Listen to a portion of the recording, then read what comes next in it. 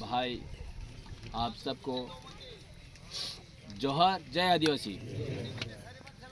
आप मेरे भाई सब यहाँ काफ़ी समय से इंतज़ार कर रहे थे और इंतज़ार इसलिए कर रहे हैं कि अपने पास समय बहुत कम है और चुनाव एकदम नज़दीक आ चुका है। तो मेरे भाई, अभी आपने सुना है कि अपने भाई ने बता दिया है। मेरे काका बाबा और भाइयों से मैं निवेदन करने आया हूँ कि अपन ने जो अपने आदिवासी परिवार का जो लक्ष्य रखा है और जो एक जंग छेड़ी है, उस जंग में मैं अकेला कुछ नहीं कर पाऊँगा। आप सभी भाइयों का, काका बाबाओं का सहयोग चाहिए, मुझे मदद चाहिए, क्योंकि अपने आदिवासी परिवार के जो सपने हैं वो साकार करने हैं। जो अपने हक और अधिकार है वो हमें लेने हैं।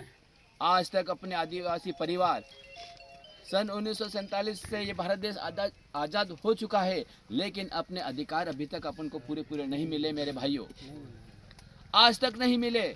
अपनी ज़मीनें अभी से छीनी जा रही है, अपनी ज़मीनें छीनी जा रही है जहाँ ये नहीं बनना चाहिए। जैसे कि 8 लाइन बन चुका है, तो 8 लाइन बन चुका है, तो 8 लाइन में जो अपने पूर्व विधायक रह चुके हैं, कल सिंह जी है और वीर सिंह जी, उनके पास हक और अधिकार था, उनके पास पावर था, उनके पास लड़ने के लिए शक्ति थी, ताकत थी, फिर भी इन्होंने उनके अधिकार जो थे, जो हक था और जो पावर था वो अपने आदिवासी के लिए नहीं किया। अगर वो कहते तो ये 8 लाइन रुक सकती थी। आज ये 8 लाइन रोड निकल चुका है, तो इसके बाद में 8 लाइन के साथ साथ ये 2-2 किलोमीटर अभी फिर मांग रहे हैं, 2-2 किलोमीटर अभी फिर मांग रहे हैं ज़मीन। तो अपनी ज़मीन मांग रहे हैं, तो अपने माँ बाप भाई बहन जो रह रहे हैं वो कहाँ जाएंगे? आज वोट लेने के लिए आ रहे हैं कि एक बार मुझे मौका दे दीजिए, एक बार मौका दे दीजिए, मैं सारा काम करूंगा। ये वीर सिंह और कल सिंह आकर बोल रहे हैं, अरे आपको तो 2-2 बार मौका दे चुके हैं, फिर भी आपने काम नहीं किया। हमारे आदिवासी भाइयों की जमीनें आपने दूसरों को दे दी है, तो फिर काहे के लिए मौका मांग रहे हैं? ऐसे भाइयों को क्या उनको मौका मिलना चाहिए क्या? आज ये रोड निकल गया, तो इसके बाद में 2-2 किलोमीटर में फैक्ट्रियां बनाएंगे। 2-2 किलोमीटर अभी बोल रहे हैं, पर 2-2 किलोमीटर के बाद जो फैक्ट्रियां बन जाएगी, तो उसका गंदा पानी, जो केमिकल वाला पानी जाएगा, वो कहाँ जाएगा? वो जो अपने बाकी बची जमीन उसमें जाएगा, वो भी बंजर हो जाएगी। तो अपने काका बाबा, माँ बाप, बहनें कहाँ रहेगी, कहाँ खेती करेंगे? अगर खेती करने जैसी जमीन नहीं रही तो अपन क्या उगा कर क्या खाएंगे? तो मजबूरी में फिर अपन को उनको ही बेचना पड़ेगा, बेच देंगे। पर आने वाली पीढ़ी कहाँ रहेगी मेरे भाइयों? आने वाली पीढ़ी कहाँ रहेगी? वो क्या खाएगी और क्या पिएगी? अपन बोलते हैं कि मजदूरी करके खा लेंगे, अरे मजदूरी करने का भी मौका नहीं रहा, मजदूरी करने का भी मौका नहीं रहा। सारा काम मशीन से होता है मेरे भाइयों, सारा काम मशीनों से होता है। कहाँ मजदूरी मिलती है? 8 लाइन जब निकला था तब बोलते थे कि सारे यहाँ के जितने भी है रहने वाले उन सबको मजदूरी मिलेगी, सब 10-10 साल 8-8 साल तक काम करेंगे। पर मेरे भाइयों, देखा आपने, सब बुलडोजर चल गए, सारी मशीनें चल गई और मशीनों से पूरा रोड बन चुका और अपनी जमीन नीलाम हो चुकी। ऐसे भाइयों को जिसने आवाज नहीं उठाई, जिस पर विश्वास किया था, उनको अगर दोबारा फिर बना देंगे तो अपने ही आदिवासी परिवार, अपने ही किसानों का नुकसान हो जाएगा मेरे भाइयों। आज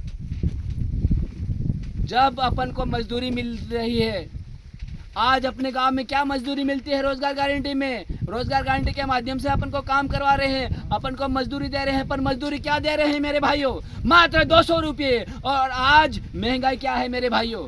आज एक हर चीज अपन बाजार में लेने जा और अपन को मजदूरी 200 रुपये ही दे रहे हैं। क्या 200 रुपये से अपना पूरा दिन काम करने से अपना पूरे घर का सामान आ जाएगा क्या?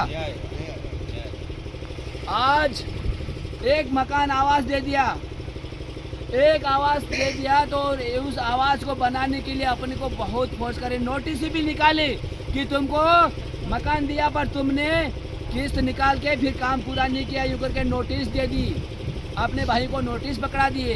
पर ये नहीं सोचा कि जो अपने विधायक है, अपने प्रतिनिधि है, उन्होंने नहीं सोचा कि भाई 1,20,000 में मकान पूरा कैसे बनेगा।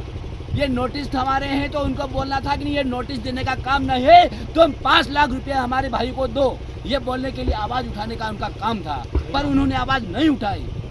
अगर 5 लाख रुपया देते तो अपने भाई मकान पूरा बना लेते।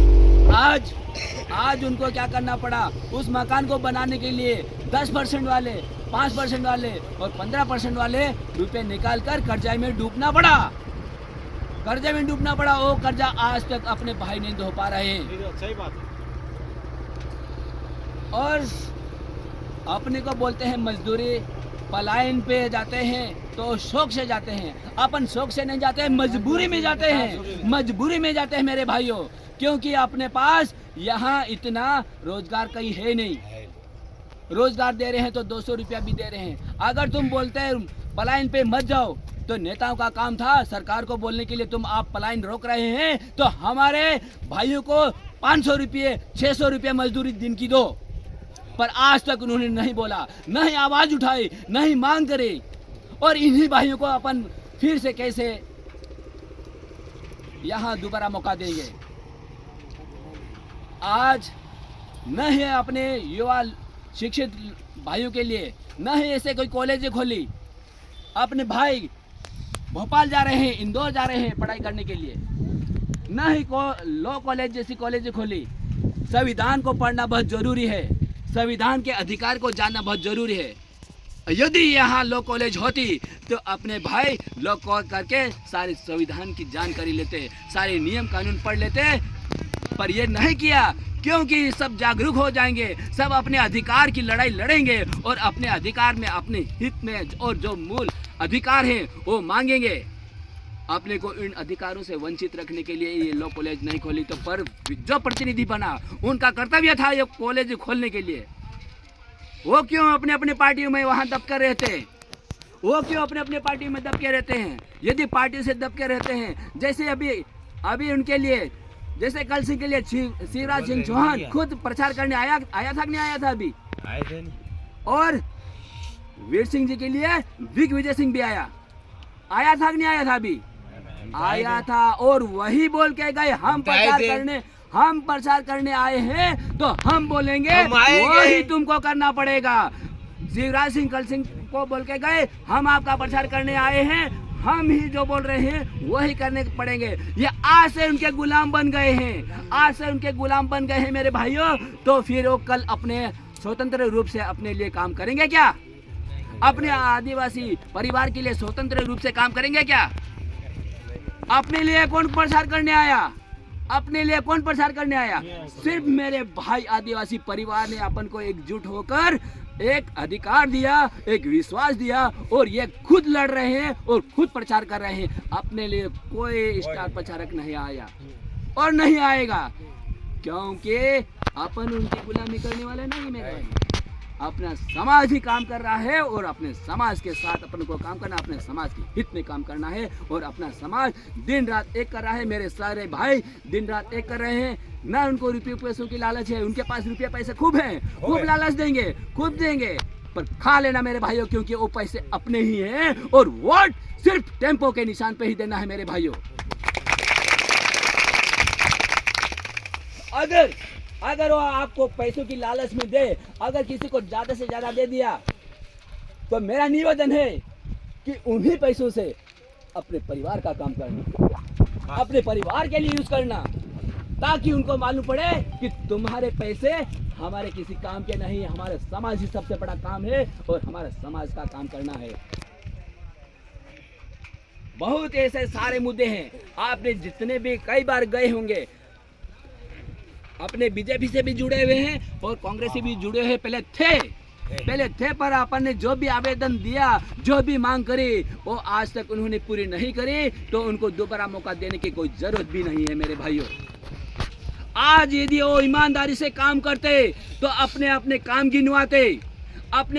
गिनवाते कि मैंने इतना बड़ा डैम बनाया, मैंने इतनी कॉलेज खोली, मैंने इतने हॉस्पिटल खोले, मैंने इतने बेरोजगार युवाओं को हमने रोजगार दिलाया।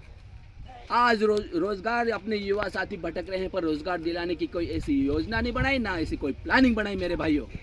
वो क्या गिना रहे हैं, इसीलिए उनको किसी को अपने दवा में, अब मेरे यहाँ हमारे क्षेत्र में और इधर भी आकर बोलेगा, कौन बोल रहा है मेरे विरुद्ध में कि वीर सिंह जी क्या बोलता है, ये सोरा ना सोरा इन हाथे भरे है, इन सोरा नी लांडा माजू डामोर उबो थायो है ते हेन तुम्हारा घेर तक मत आवा देजो, तुम्हारा घेर ही एना नहाड़ देजो।